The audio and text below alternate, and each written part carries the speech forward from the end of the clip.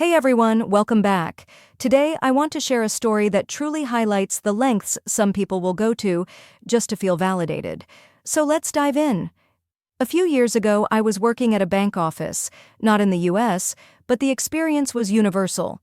My role wasn't glamorous. I wasn't the sales superstar, but I was great at service, processes, and knowing all the ins and outs of our offerings. This made me the go-to administrator. Whenever clients walked in, I was the friendly face ready to help them navigate their banking needs. Now, one evening, a woman, I'll call her customer, stepped into the bank. She was looking to make a withdrawal. Simple enough, right? I recommended she use the ATM. But she shot back, saying she had already tried that and hit her daily withdrawal limit. Curious, I asked how much she wanted to take out. She said, 600,000 of our local currency. I knew right then that this wasn't going to be straightforward. I explained that, due to bank policy, she needed to place an order 5 days in advance for that amount.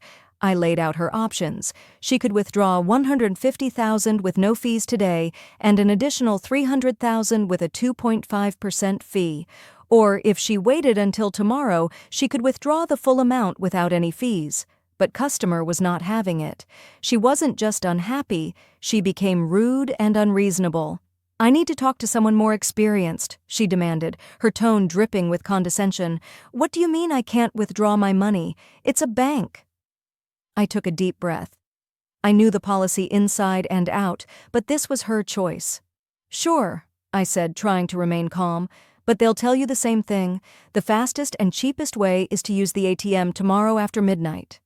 Just give me a queue number. I'll talk to a proper bank worker, she insisted. I couldn't help but smirk internally. I was actually the most experienced employee in the office when it came to operational matters, but okay, if she wanted to go through this process, I'd let her. I handed her the queue number and moved on.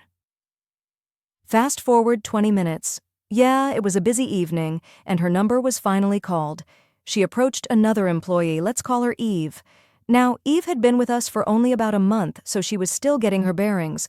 Customers started bombarding Eve with the same questions she had asked me. Eve began the identification process, checking her ID, searching for her profile in the database, sending an SMS code, each step adding more time to the clock. After 5 minutes of this back and forth, Eve asked, "What operation do you want to do?" Customer repeated her demand to withdraw 600,000, but when Eve tried to process this, she hit a wall. The system wouldn't let her authorize more than 450,000 with a fee. Guess what happened next? Customer called me over for help.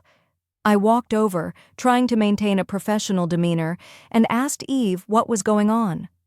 "Look," she said, "customer wants to withdraw 600,000, but I can't process more than 450,000 and there's a fee." I couldn't help but feel a sense of satisfaction bubbling inside me. "I'm sorry, but client insisted on speaking to a more experienced employee," I said, keeping my tone light. "I can't help here." And with that, I turned and walked back to my desk. I could hear the banter between customer and poor Eve. She was trying her best to explain the same information I had given her, but customer was getting more agitated by the minute.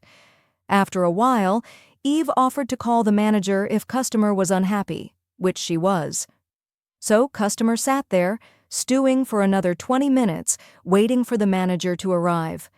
When the manager finally showed up, guess what? She heard the exact same information that I had relayed to her nearly an hour ago. "Ma'am, today you can withdraw 150,000 for free and 300,000 with a fee. If you wait until after midnight, you can withdraw the full 600,000 with no fees, and for future withdrawals of that size, you'll need to order cash in advance." Customer left the bank in a huff, not even looking in my direction. And there it was, a classic case of stubbornness leading to wasted time. If she had just listened in the first place, she would have saved herself an hour of frustration. So, what's the takeaway here? Sometimes we just need to take a step back, listen, and trust the expertise of those around us. Have you ever had a similar experience with a stubborn customer or a situation that just spiraled out of control? I'd love to hear your stories in the comments below.